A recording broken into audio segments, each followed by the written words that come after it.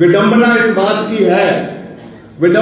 बात की है कि तथ्य, तर्क, इन शब्दों का हमारे राजनीतिक प्रतिद्वंदी से दूर दूर तक कोई सरोकार नहीं है।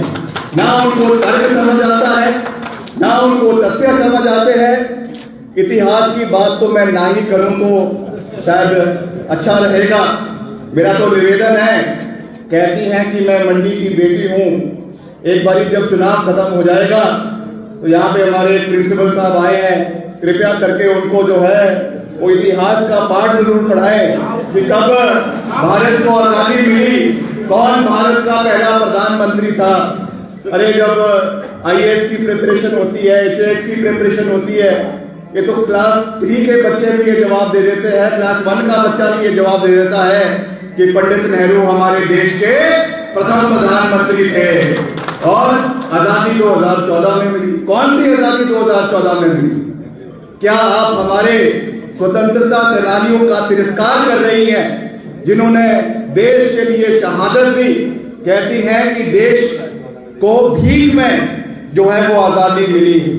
क्या भगत सिंह, सुखदेव सिंह, राजगुरु, क्या सरदार पटेल, महात्मा गांधी और ऐसे सैकड़ों जो हमारे स्वतंत्रता सेनानी थे, आप उनकी शहादत को, उन्होंने जो कई साल जेलों के अंदर बिताए, आप उसका तिरस्कार कर रही हैं। आप तो कहती हैं कि मेरे अपने घर में जो है वो स्वतंत्रता सेनानी रहे। तो कैसे स्वतंत्रता सेनानी रहे जब आप कहती है कि 2014 में जो है वो आजादी मिली? आप कांग्रेस के नेताओं को तो छोड़ें, उनका तिरस्कार तो आप रोज मंचों से कर रही है। मगर मैं आपसे ये पूछना चाहूंगा, मेरी बड़ी बहन, कम से कम जो देश के पहले एनडीए के प्रधानमंत्री थे, स्वर्गीय अटल बिहारी वाजपेयी जी, जिन्होंने लोकसभा के अंदर जो अपना अभिभाषण दिया था कि सरकारें आएंगी, सरकारें चली जाएंगी, मगर देश रहना चाहिए, आपने उनका भी तिरस्कार कर दिया, केवल एक व्यक्ति को खुश करने के लिए आपने भारतीय जनता पार्टी के नेताओं का भी तिरस्कार किया।